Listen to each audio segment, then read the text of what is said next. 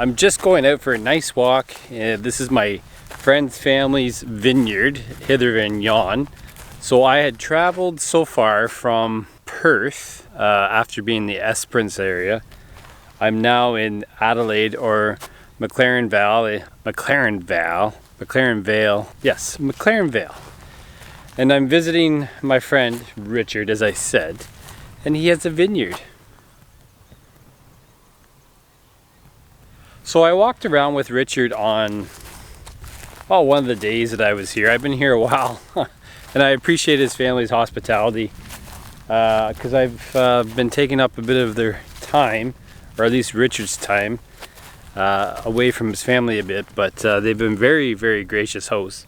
But I walked around with Richard the one day in the vineyard, and it was really interesting to get his take. He has a real big focus on kind of renewing his soils and trying to do less passes with the tractor, using less chemicals to produce grapes that go for wine. So they have a couple vineyards around, and then he also manages some vineyards for other people. The interesting thing is that they're doing it a little bit different. So in between the rows here, and you'll hear it in the video, is that they're trying to grow some cover crops that isn't really typical of what you would see here, because they're also short on moisture. So they're trying to manage moisture, but they're trying to create more organic matter in the soil and actually make the soil a bigger sponge to hold the water that actually falls from the sky. And so Richard's nuffield project has been around looking at ways he can take some of the stuff that I do on my farm with cover crops and apply it to his vineyards. They also, as I said, have a private label called Hither and Yon, and it's got a really cool symbol. And if you want to know more about Richard and Malcolm's kind of business around their private wine label, I did a podcast with Richard, and I'll put a link to that in the video. But yeah, I figured I'd just kind of come out and just give you an idea, like I did in other videos, about what you're going to see in the video coming up. But really, it's a big tour that I had walking around with Richard. And around me are just different varieties of grapes. And they're experimenting with different varieties because, as you probably have guessed, they're dealing with moisture stress, heat stress, and some of the traditional grape varieties they've been using aren't maybe going to cut it from a production standpoint, or maybe even a quality of wine standpoint. So they've been experimenting with these newer varieties and taking those varieties and making their own wine out of it. And as I said, using it in their label. They also sell grapes to other vineyards, or sorry, other wineries that need them, but they're also doing a bit with theirs. So it's pretty cool. They're just getting ready to harvest soon, so they're really close to harvest, and you'll see that. You'll hear Richard talk about it, but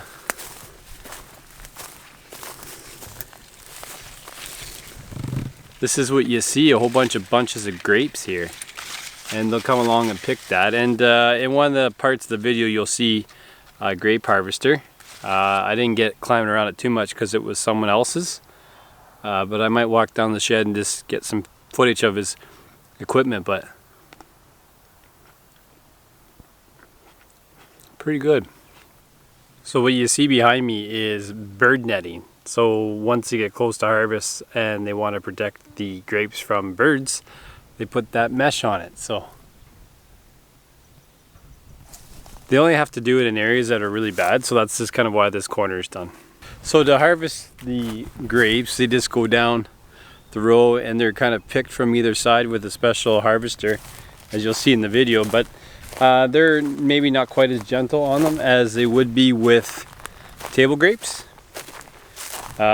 because table grapes need to have their skin intact. I think with harvesting grapes you might not get that, but it's pretty interesting.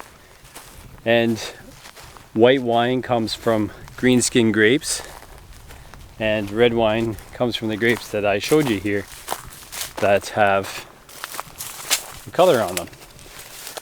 And the color, from what Richard told me, is kind of dictated by how long they sit with the skins. And a blush, or kind of that pinkish looking wine, it doesn't sit with the skins very long. It comes from a red wine, so, or red grape I should say, or purple. But I should get out of here before I eat all his profits. So I hope you could enjoy the video. There's going to be some drone footage at the end, flying around and just showing you what the vineyard looks like from the air. But I do have to say thank you to Richard and his family for hosting me, and I hope you enjoy the video. Did you go by sweetness? Yeah, so it's numbers. So we'll do the pure numbers. And then we'll come out and taste. So what we've got at the moment is, you know, the golden berries are ready. So if you look at the back of bunches, you know, all of a sudden they're a bit, you know, they're a bit paler green. Yeah. So when we're in tasting, we're looking at both. And then they have a mix. So they've got a bit more acid, but they're just lacking a little bit of concentration and flavour. So is it like the sugar? Yep. Yeah. So these are at 9. They're at 10 Beaumet, which is, so Beaumet is just a measure of sugar in grape juice. We would probably want these at about, they need to be about 11, a bit over 11. So, and usually you go Beaumet a week, generally. So we tested these Tuesday. So really we'd probably be, you know, Tuesday next week, be around the mark. I didn't realise they cluster up like that tight. Yep. So this is good. This is a nice crop. When we have a look at some of the other ones, you'll see that. Oh, you saw that Cabernet yesterday. Yeah. They were just full of air. So some are golden and some are green. Yep. Yeah. So if you taste it, you can actually see it. That bunch is quite a good example. When you go down load. Well,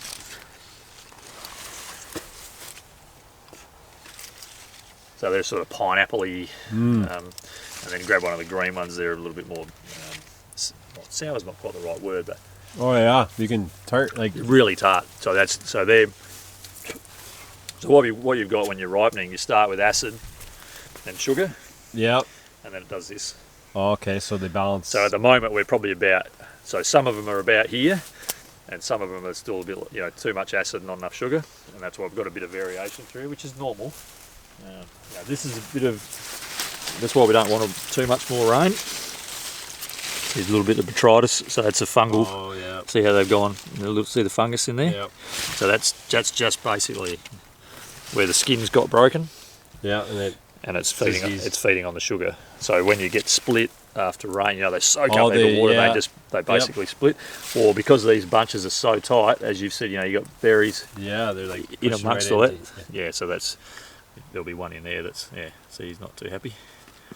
So at this level, it's not a problem. But if you had continued warm, humid weather, do you get this free or like a kind of contraction, expansion?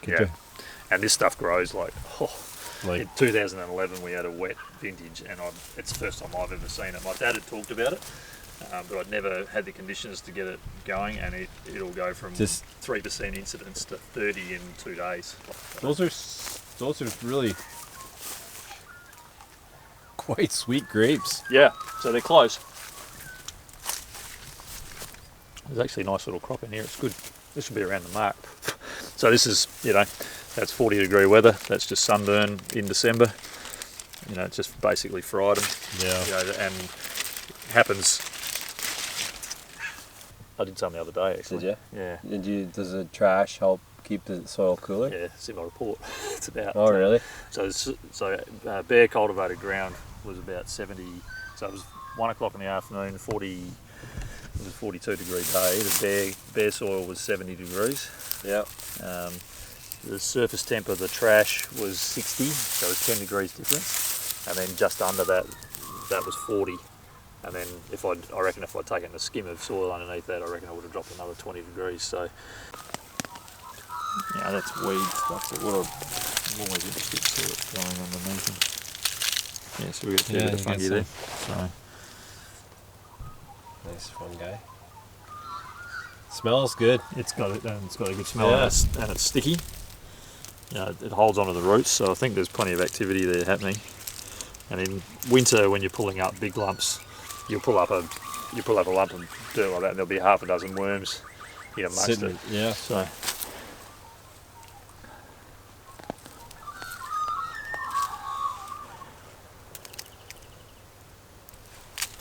So do you, what, no chemical program there? So it's all tillage. There's a little bit of tillage. So we're trying not to flip the soil. Yeah. There are a set of weeding heads that just run along the surface and basically just disturb it enough so that you break the soil and root contact. Yep. Then it dries out. And it dries out, but it still stays like a block like that. Yep. So even under there, we've still got stuff happening. Even though it's not growing, it's still holding moisture and all that sort of stuff. So that's sort of what we're trying to achieve. And that's where the sheep are important, because they get the bulk down for us in winter. So we start off with this sort of layer, and then by the time it grows back up to here, then we run that machine through, and it just grows. It's not perfect, but it's better than turning it over, and it means that I can run the weeder through and run the mower through at the same time, so I'm doing two jobs at once. Oh yeah. So again, just trying to utilise efficiencies. Time. So that's decaying away. I mean, if you think about all the wood, basically all this wood is on the ground, but there's not a heap of it. Yep.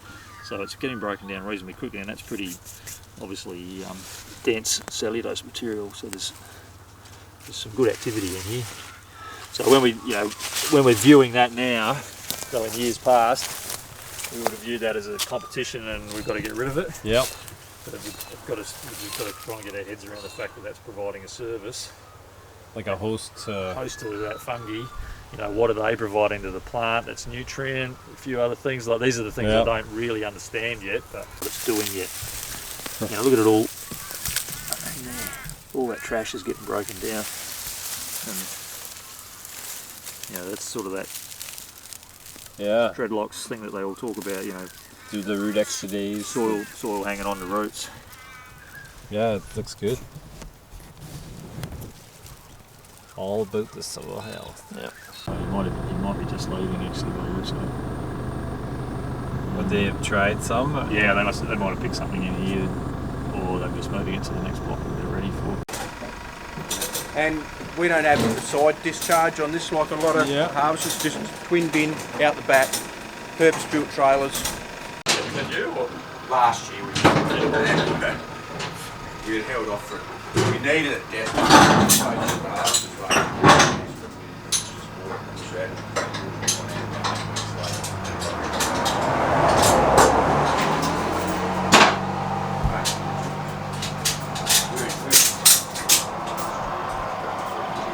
Just improved technology, basically same beast.